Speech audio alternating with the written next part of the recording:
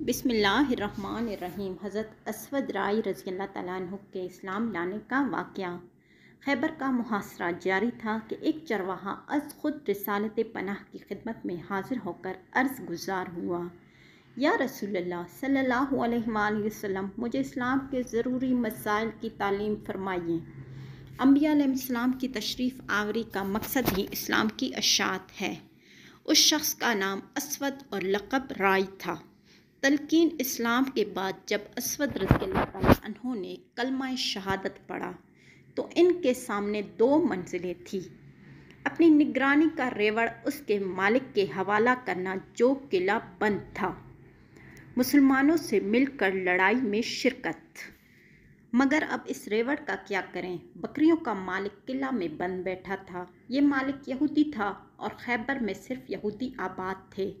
रसूलुल्लाह सल्लल्लाहु अलैहि वसल्लम, असवद, बकरियां जहां से हाँक लाए हो उसी सिमत इनका रुख फेर दो, वो खुद ब खुद अपने बाड़े में पहुंच जाएंगी।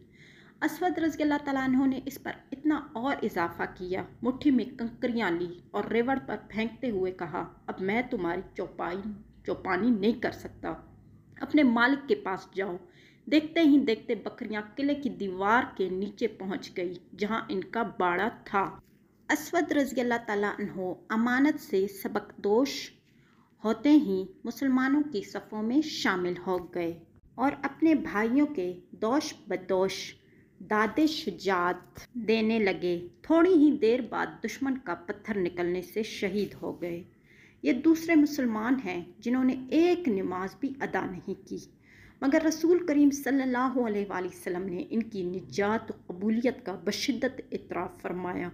तफसील इस इजमाल की ये है कि रसूलुल्लाह सल्लल्लाहु अलैहि वसल्लम के सामने असवद रज़ियल्लाहु तआला अन्हु की लाश रखी गई तो आप सल्लल्लाहु अलैहि वसल्लम ने शर्म व हया की हालत में मुँह दूसरी तरफ कर लिया और एक लम्हा के बाद जब लाश की तरफ मुतवज्जा हुए तो अर्ज़ किया, या हज़रत सल्लल्लाहु अलैहि वसल्लम, मुँह फेर लेने का क्या सबब था?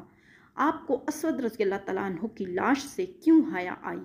रसूलुल्लाह सल्लल्लाहु अलैहि वसल्लम ने फरमाया, उस वक्त असवद रज़ियल्लाहु तआला अन्हु की लाश के साथ दो हूर ऐन उनकी मनकूहा बीवियों के बदल में मौजूद थीं। सुभान